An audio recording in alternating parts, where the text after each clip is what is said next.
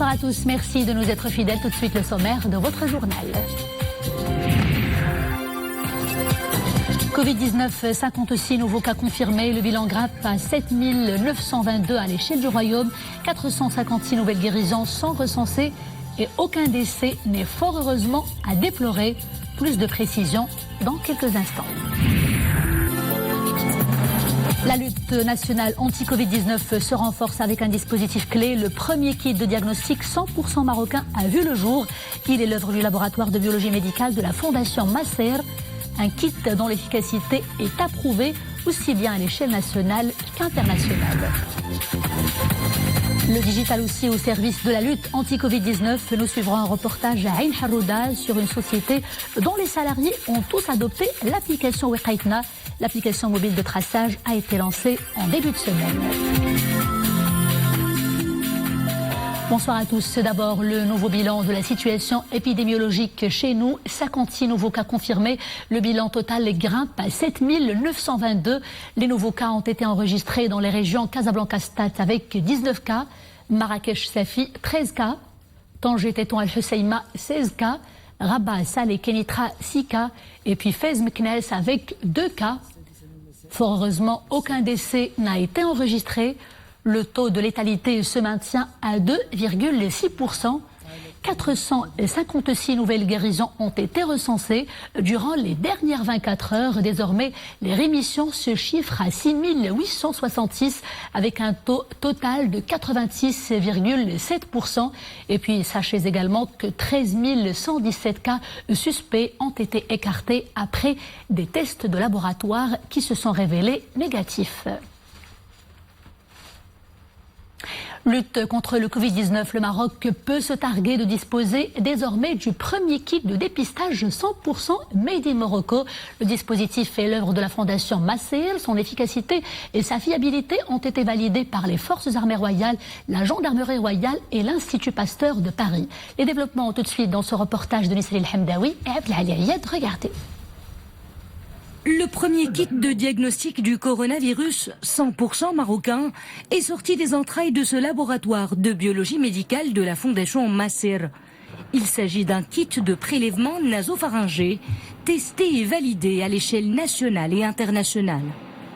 Nous avons effectivement validé notre test dans plusieurs laboratoires ici au Maroc, comme le laboratoire des armées royales, ainsi que le laboratoire de la gendarmerie, le laboratoire de l'INH, le CHU de Casablanca, ainsi qu'à l'échelle internationale dans un laboratoire de référence qui est le laboratoire de l'Institut Pasteur de Paris.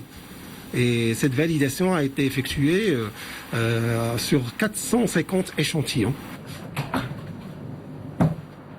À l'heure où le Maroc s'apprête au déconfinement, l'élargissement des tests de dépistage du coronavirus s'avère incontournable. Le développement de la production de ce kit de diagnostic viendra favoriser cette opération. Le Centre de biotechnologie médicale et la Fondation Masser, ils ont créé une start-up mondiale qui va s'en occuper de la production de kits de Covid-19. On tape sur une production d'environ 10 000 tests par semaine. Et donc, on espère peut-être une autosuffisance dans le futur pour le Maroc. Cette jeune équipe marocaine de la Fondation Masser, conceptrice de ce kit de diagnostic, n'est pas à son premier coup d'essai de recherche scientifique. Elle a déjà à son actif 180 brevets et 650 articles scientifiques. Comme nous venons de le suivre, donc un dispositif ultra sophistiqué qui répond aux standards internationaux. Il est validé aussi bien à l'échelle nationale qu'internationale. Et pour en parler plus longuement, nous sommes en direct avec Nawal Shraibi, la directrice générale de la Fondation Masser, qui a conçu ce kit de dépistage, une production, je le rappelle, 100% nationale. Madame Shraibi, bonsoir. Revenons d'abord plus en détail sur le mode d'emploi de ce kit. Comment fonctionne-t-il plus concrètement ? D'accord, bonsoir à tous. Alors écoutez, effectivement, Masser a mis au point, a optimisé et validé un test de diagnostic du SARS-CoV-2 basé sur la méthode PCR en temps réel préconisée par l'OMS. Alors c'est un kit qui vise la détection d'un minimum de 3 séquences génétiques, parmi les plus stables, d'accord, au niveau du génome du SARS-CoV, couplé à un contrôle interne. Alors le boîtier, il contient 3 tubes. Il y a 2 tubes qui contiennent un mix réactionnel. C'est un mélange de réactifs avec des sondes et des amorces qui sont nécessaires à l'amplification et à la détection du virus du SARS-CoV-2. Et un 3e tube qui, lui, est un contrôle, qui contrôle en fait la réaction du kit diagnostic. À qui est-il destiné? Aux professionnels uniquement? Ou alors pour le large public ou pour les deux, pour qu'il n'y ait pas de confusion, madame? Effectivement, non, c'est un kit qui est destiné exclusivement aux professionnels de la santé. Donc il est destiné aux laboratoires qui sont dotés de machines PCR en temps réel et il faudrait bien sûr du personnel qualifié en biologie moléculaire, typiquement. Donc il n'est pas destiné aux citoyens, aux citoyens lambda et il ne sera pas vendu en pharmacie. C'est très important d'insister là-dessus. Excellent, madame. Donc, comme nous l'avions déjà mentionné, l'efficacité de ce kit a été validée, approuvée aussi bien à l'échelle nationale qu'internationale. Et plus concrètement, sur quels critères s'est basée justement l'homologation? Alors écoutez, un kit de diagnostic est souvent évalué sur des critères. L'étude se fait sur la sensibilité, la spécificité, la répétabilité et la comparaison des méthodes selon une norme ISO 15189. Aujourd'hui, notre kit Maser a fait l'objet de tests. Il a été testé sur plus de 450 échantillons positifs et négatifs du Covid. Et on peut dire aujourd'hui que notre kit, il requiert l'ensemble de ces critères de performance et qui lui permettent de diagnostiquer le SARS-CoV-2. Et mille bravo à elle, une équipe 100% marocaine est derrière la fabrication de ce kit justement. Parlez-nous justement de cette jeune équipe hautement qualifiée. Oui. Alors, effectivement, l'équipe du Centre de biotechnologie médicale, c'est 17 personnes, des chercheurs, des ingénieurs. Mais l'équipe qui a travaillé sur ce projet du SARS-CoV-2, ils sont au nombre de 6 personnes. Il y a des chercheurs, il y a un bio-ingénieur. Ce sont toutes des personnes qui ont bénéficié de parcours académiques honorables dans des établissements très prestigieux et qui sont pour la plupart spécialisés en biologie moléculaire, en immunologie, en virologie et en génétique.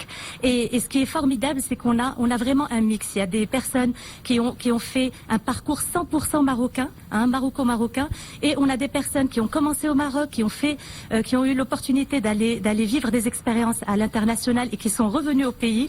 Donc franchement, on est très fiers aujourd'hui de ces perles. On peut dire que ce sont des perles. Fierté partagée, madame. Bravo à toute l'équipe. Et enchaînant avec un autre point très intéressant, l'OMS qui ne cesse de le rappeler, pour un déconfinement réussi, il faut massivement dépister. Quel rôle jouera justement ce kit dans la phase du déconfinement que nous savons tous sur le point d'entamer et qui sera déterminante? Oui, en effet. Écoutez, moi je peux vous dire que l'ensemble des kits de dépistage aujourd'hui jouent un rôle, que ce soit pendant le confinement ou dans une logique de déconfinement. Tout dépend de la stratégie adoptée par le pays. Parce qu'aujourd'hui, il y a les kits PCR en temps réel, comme celui développé par Maser, qui lui, en fait, identifie si la personne est infectée à l'instant T. Et puis il y a les tests sérologiques, les tests rapides qui, eux, viennent identifier si la personne a développé des anticorps, des antigènes suite à l'infection. Donc moi je dirais que l'ensemble des kits sont très utiles dans les deux phases, confinement et déconfinement, et qu'on en a besoin. Il faut tester massivement. Et ce qui est certain, c'est que ce kit donnera un coup d'accélérateur à cette opération très importante du dépistage massif. Madame, avez-vous aussi des prévisions peut-être en termes de la cadence de production de ce kit dans les prochains mois ou les prochaines semaines? Alors écoutez, aujourd'hui nous sommes sur une production de 10 000 tests dans les semaines à venir. Alors c'est vrai que ce n'est pas beaucoup, mais en tout cas ce que je peux vous dire c'est que au même titre qu'on s'est mobilisé pour développer le kit en l'espace de 3 semaines, n'oublions pas, on sera en mesure de déployer tous les efforts pour pouvoir monter en puissance et produire en grande quantité, parce que nous avons aujourd'hui une start-up qui s'appelle Moldiag, qui est spécialisée dans le développement et la production de ces kits de diagnostic. et nous sommes outillés pour. Nous avons investi dans les équipements qui vont nous permettre finalement de se caler sur les besoins. Aujourd'hui, notre objectif, c'est vraiment de servir le pays et de répondre aux besoins du pays et surtout de construire une certaine sécurité sanitaire, renforcer la sécurité sanitaire et construire une souveraineté sanitaire. Et très bien, vous l'avez dit, je reprends vos mots, monter en puissance et peut-être après avoir atteint une autosuffisance, pourrait-on se diriger vers une alimentation des marchés internationaux, pourquoi pas des marchés africains par exemple? Alors écoutez, pourquoi pas, une fois qu'on aura verrouillé, garanti un stock pour notre pays, pourquoi ne pas envisager l'export? Pour ne rien vous cacher, l'Institut Pasteur de Paris qui a validé notre kit, et on en est très fiers, nous a proposé d'enregistrer le kit en France. C'est-à-dire qu'aujourd'hui, notre kit, il est suffisamment performant pour être utilisé sur le territoire français. Donc pourquoi pas. Il y a également, n'oublions pas, le marché africain et la volonté d'encourager la coopération sud-sud. Excellent. Madame Nawal Shraibi, directrice générale de la Fondation Masser qui a conçu ce kit. Merci pour cet éclairage. La crise sanitaire que nous traversons a fait naître plusieurs initiatives citoyennes. Les jeunes misent beaucoup sur le web pour adhérer à cet élan de solidarité nationale. Hicham Kaderi en fait partie. Le digital au service de la solidarité nationale est le credo de ce jeune Marocain, ce franco-marocain plutôt, de 32 ans. Il a récemment lancé une application mobile facilement téléchargeable. La plateforme se veut un trait d'union entre toutes les franges de la société. Tout y passe et voyons comment dans ce reportage de Yassine Maazi et Iman Ablou. Hicham Kadiri, 32 ans, une tête de premier de la classe et un geek avide des technologies et de la sphère digitale. Pas à pas, il a su développer un parcours des plus enviables. Des diplômes d'études supérieures au Maroc et en France, une carrière au sein des géants mondiaux d'informatique et la fondation de start-up dans les domaines de l'intelligence artificielle et de la cybersécurité. Le jeune entrepreneur a aussi la fibre sociale. En temps de pandémie, il lance Sadaqa, une application mobile de dons entre particuliers, une première à l'échelle du royaume et en Afrique. Objets, nourriture, argent, savoir, tous les dons se valent à l'adresse des personnes dans le besoin. C'est une application qui va nous permettre de mettre en relation les donateurs et les demandeurs. En fait, elle est là l'originalité de la chose. C'est une application qui va nous permettre, par exemple, à un instant T, de connaître tous les dons et toutes les demandes autour de nous. Aujourd'hui, on se retrouve, par exemple, à Rabat, Agdal. Si j'ai l'application sur mon smartphone, je l'installe. En 2 secondes, je peux savoir tous les dons et toutes les demandes qui sont autour de moi dans un rayon par défaut de 10 km. Un record rendu possible grâce à une équipe de collaborateurs multitâches et multispécialités. Designers, développeurs web, infographistes, programmateurs, un savoir-faire dans l'air du temps avec de la vraie valeur ajoutée. Il y avait une équipe, une dizaine de personnes qui ont travaillé sur le projet, y compris des développeurs mobiles, des infographistes. Il y a eu aussi des chefs de projet, des directeurs de projet. Donc et on a fait vraiment l'application dans un délai record de 2 mois, sachant que ce type de projet prend entre 6 mois et 1 an pour qu'il voit le jour.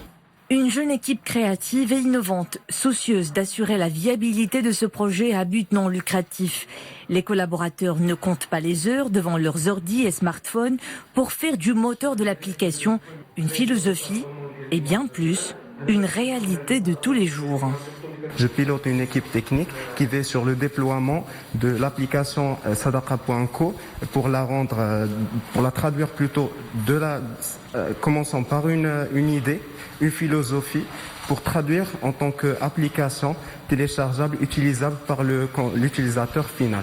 Ma tâche est simple à Sadaqa, c'est la gestion des réseaux sociaux et aussi la recherche des partenariats médias. Sadaqa aussi est très simple. La création d'un compte se fait en quelques clics et elle est conçue pour tout le monde car elle est très simple et très facile à gérer. Un espace où vos envies solidaires auront des échos. Tentez l'expérience, vous en ferez bien des heureux.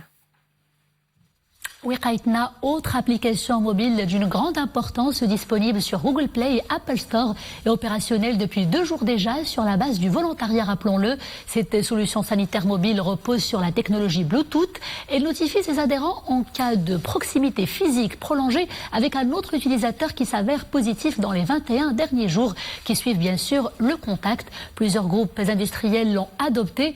Exemple tout de suite à Ain Harrouda avec Saïd El-Idrissi et Sarah Katir.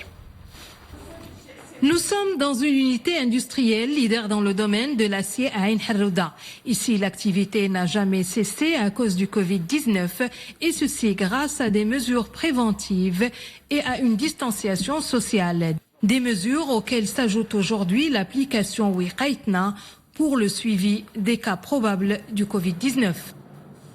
L'installation de l'application, comme il est souhaité par le gouvernement marocain, et c'est en plus par rapport à tous les systèmes qu'on a mis en place depuis le début de la crise, et soi-disant avec toutes les règles de distanciation social et d'hygiène, et donc aussi la fourniture à tous les gens, les ouvriers, d'un gel désinfectant pour les mains. Après le communiqué du ministère de l'Intérieur et de la Santé pour l'importance de l'application Wiqaitna, nous avons encouragé l'ensemble des salariés parce qu'il permet la traçabilité et avoir les contacts entre les personnes. Et je pense bien que c'est une responsabilité citoyenne. L'application Wiqaitna doit permettre de tracer les cas de contamination et de cibler les populations à haut risque ou ayant été en contact avec des cas confirmés. Autant d'arguments qui ont encouragé les employés de cette unité à télécharger l'application. Une telle application va nous aider à nous protéger du Covid-19 et ici à l'usine, on a été sensibilisé à l'utilité d'installer Wiqaitna. Réussir à faire face à d'éventuels cas de contamination au Covid-19, surtout dans les unités industrielles, passe par des mesures préventives rigoureuses, dont cette application. Sans transition, sachez que le chef du gouvernement a présidé aujourd'hui à Rabat la réunion de la Commission nationale du développement durable. Au menu des échanges, le suivi des mesures mises en place pour promouvoir plusieurs secteurs clés et atteindre les objectifs du développement durable. Sous le leadership clairvoyant de Sa Majesté le roi Mohammed VI, il était aussi question d'examiner les engagements du royaume vis-à-vis de ses partenaires internationaux, notamment l'agenda onusien de 2030, et cela conformément avec les recommandations de la Cour des comptes et du Conseil économique, social et environnemental. Prenons à présent des nouvelles de la tendance de la pandémie du Covid-19 dans le monde. Eh bien, selon les dernières statistiques, le coronavirus a jusqu'ici coûté la vie à environ 400 000 personnes dans le monde, plus exactement dans 213 pays et territoires. Les cas contaminés ont dépassé pour leur part la barre des 6,5 millions. Plus de la moitié a pu gagner la bataille face à la maladie et sont débarrassés complètement. Si en Europe la vie revient peu à peu à la normale et que les rues commencent à se repeupler, eh bien dans le continent américain, on peine à voir le bout du tunnel. Aux États-Unis, par exemple, plus de 100 000 décès ont été recensés, plus de 32 000 morts pour le Brésil et plus de 4 600 morts au Mexique.